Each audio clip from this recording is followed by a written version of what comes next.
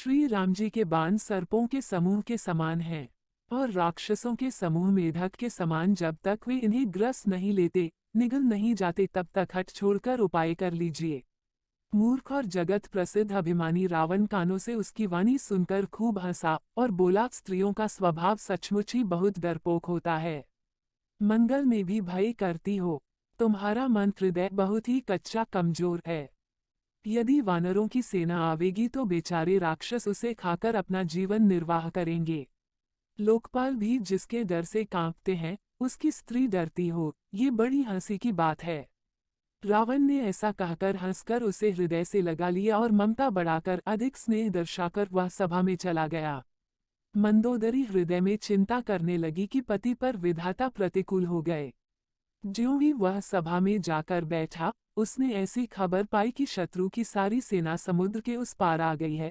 उसने मंत्रियों से पूछा कि उचित सलाह कहिए, अब क्या करना चाहिए। कोष्टक। तब वे सब हंसे और बोले कि चुप किए रहिए, इसमें सलाह की कौन सी बात है। आपने देवताओं और राक्षसों को जीत लिया, तब तो कुछ श्रम ही नहीं हुआ। फिर मनुष्य और वानर किस गिनती में हैं। मंत्री, वैद्य और गुरु ये तीन यदि अप्रसन्नता के भय या लाभ की आशा से हित की बात न कहकर प्रिय बोलते हैं, ठकुर सुहाती कहने लगते हैं, तो क्रमशः राज्य, शरीर और धर्म इन तीन का शीघ्र ही नाश हो जाता है। रावण के लिए भी वही सहायता संयोग आ बनी है। मंत्री उसे सुना सुनाकर मुंह पर स्तुति करते हैं। इसी समय अवसर जानकर विभीषण जी आए। उन्होंने बड़े भाई के चरणों में सिर नवाया, फिर से सिर नवाकर अपने आसन पर बैठ गए और आज्ञा पाकर ये वचन बोले, हे कृपाल, जब आपने मुझसे बात राय पूछी ही है तो हे तात, मैं अपनी बुद्धि के अनुसार आपके हित की बात कहता हूँ। जो मनुष्य अपना कल्याण, सुंदर यश, सुबुद्धि, शुभ गति और नाना प्रकार के सुख चाहता हो, वह हे स्वामी परस्त्री के ललाट को चौथ के चंद्रमा की तरह त्याग दे, अर्थात जैसे लोग चौथ के चंद्रमा को नहीं देखते, उसी प्रकार परस्त्री का मुख ही न देखे।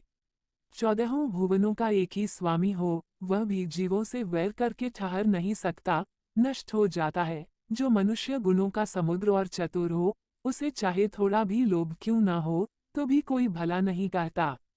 हे नाथ, काम, क्रोध, मद और लोभ ये सब नरक के रास्ते हैं। इन सब को छोड़कर श्री रामचंद्र जी को भजिए, जिन्हें संत सत्पुरुष भजते हैं।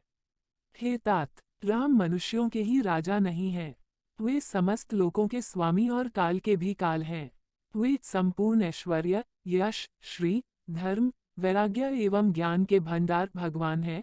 वे निरामय, विकाररहित, अजन्मे, व्यापक, अजेय, अनादि और अनंत ब्रह्म हैं। उन कृपा के समुद्र भगवान ने पृथ्वी, ब्राह्मण, गो और देवताओं का हित करने के लिए ही मनुष्य शरीर धारण किया है भाई, सुनिए, वे सेवकों को आनंद देने वाले, दुष्टों के समूह का नाश करने वाले और वेद तथा धर्म की रक्षा करने वाले हैं। वैर त्याग कर उन्हें मस्तक नवाए।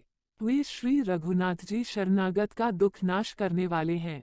हे नाथ, उन प्रभु सर्वेश्वर को जानकी जी दे दीजिए और बिना ही कारण स्नेह करने वाले श्री राम जी को भजिए। जिसे संपूर्ण जगत से द्रोह करने का पाप लगा है, शरण जाने पर प्रभु उसका भी त्याग नहीं करते। जिनका नाम तीनों तापों का नाश करने वाला है, वे ही प्रभु भगवान मनुष्य रूप में प्रकट हुए हैं।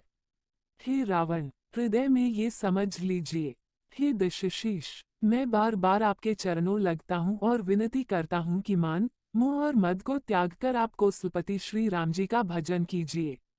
मुनि पुलस्त्य जी ने अपने शिष्य के हाथ यह बात कहला भेजी है। हे तात, सुंदर अवसर पाकर मैंने तुरंत ही वह बात प्रभु आपसे कह दी। माल्यवान नाम का एक बहुत ही बुद्धिमान मंत्री था। उसने उन विभीषण के वचन सुनकर बहुत सुख माना और कहा, हे तात, आपके छोटे भाई नीति विभूषण, नीति को भूषण रूप में धारण करने वाले अर्थात नीतिमान हैं। विभीषण जो कुछ कह रहे हैं उसे हृदय में धारण कर लीजिए। रावण ने कहा, ये दोनों मूर्ख शत्रु की महिमा बखान रहे हैं। यहाँ कोई है, इन्हें दूर करो न। तब माल्यवान तो घर लौट गया और विभीषण जी हाथ जोड़कर फिर कहने लगे, हे नाथ, पुराण और वेद ऐसा कहते हैं कि सुबुद्धि अच्छी बुद्धि और कुबुद्धि खोटी बुद्धि सबके हृदय में रहती है। जहाँ सुबुद्धि है, वहाँ नाना प्रकार की संपदाएं, सुख की स्थिति रहती है और जहाँ कुबुद्धि है वहाँ परिणाम में विपत्ति दुख रहती है। आपके हृदय में उल्टी बुद्धि आ बसी है। इसी से आप हित को अहित और शत्रु को मित्र मान रहे हैं। जो राक्षस कुल के लिए कालरात्रि के समान है, उन सीता पर आपकी बड़ी प्रीति है। हे तात, मैं चरण पकड़कर आपसे भीख मांगता हूँ, विनती करता हूँ कि आप मेरा दुलार रखिए, मुझ बालक के आग्रह को स्नेहपूर्वक स्वीकार कीजिए, श्री राम जी को सीता जी दे दीजिए, जिसमें आपका अहित न हो। विभीषण ने पंडितों, पुराणों और वेदों द्वारा सम्मत अनुमोदित वाणी से नीति बखान कर कही, पर उसे सुनते ही रावण क्रोधित होकर उठा और बोला कि रे दुष्ट, अब मृत्यु तेरे निकट आ गई है। अरे मूर्ख, तू जीता तो है सदा मेरा जिलाया हुआ, अर्थात मेरे ही अन्न से पल रहा है, पर हे मूढ़, पक्ष तुझे शत्रु का ही अच्छा लगता है। अरे दुष्ट, बता न, जगत में ऐसा कौन है जिसे मैंने अपनी भुजाओं के बल से न जीता। मेरे नगर में रहकर प्रेम करता है तपस्वियों पर। मूर्ख, उन्हीं से जा मिल और उन्हीं को नीति बता। ऐसा कहकर रावण ने उन्हें लात मारी, परंतु छोटे भाई विभीषण ने मारने पर भी बार बार उसके चरण ही पकड़े।